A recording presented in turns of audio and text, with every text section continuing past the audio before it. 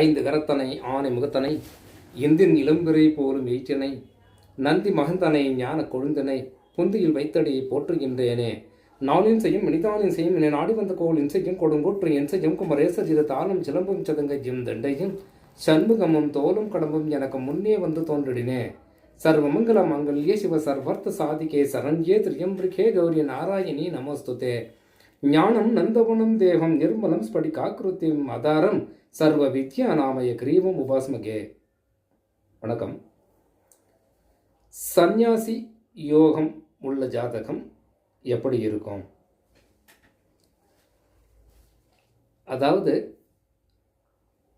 ஒருவருடைய ஜாதகத்திலே லக்னத்திற்கு எத்தனையாவது வீட்டில் எந்த கிரகங்கள் இருந்தால் அந்த சந்நியாசி யோகம் வரும் இருக்கும் என்பதை நாம் அறியலாம்.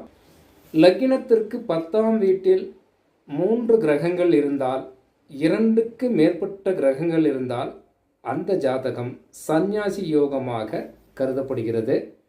2 கிரகங்கள் நின்றால் தபசி, ஞானி, யோகி இவர்கள் மாபெரும் ரிஷிகளாக இருக்க அதிக வாய்ப்புகள் உண்டு. ஆதிசங்கரரின் ஜாதகத்தில் லக்னத்திற்கு 10ஆம் வீட்டில் 3 கிரகங்கள் உண்டு. இவர் சைவ மதத்தை ஸ்தாபனம் செய்த அவதார புருஷனாவார். அதே போல 10ஆம் இடத்தில் 3 கிரகங்கள் இருந்தால் பெரிய மகான், 2 கிரகங்கள் இருந்தால் ஜபங்கள் அதிகமாக செய்யக்கூடியவர். அதே போல தெய்வ உபாசனைகள் அதிகமாக செய்யக்கூடியவராக இருக்க வாய்ப்புகள் உண்டு. இவர்களுக்கு தேவலோக பிராப்தி கிடைக்கக்கூடிய வாய்ப்புகள் உண்டு என்று கூறுகிறார்கள்.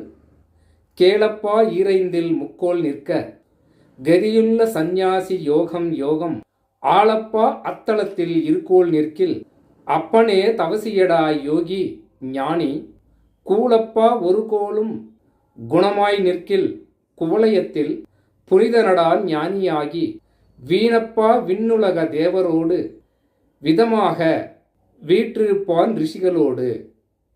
மேற்கூறிய வகையிலே இந்த பாடலில் மிக சிறப்பாக நமது முன்னோர்கள் கூறியிருக்கிறார்கள். வணக்கம்.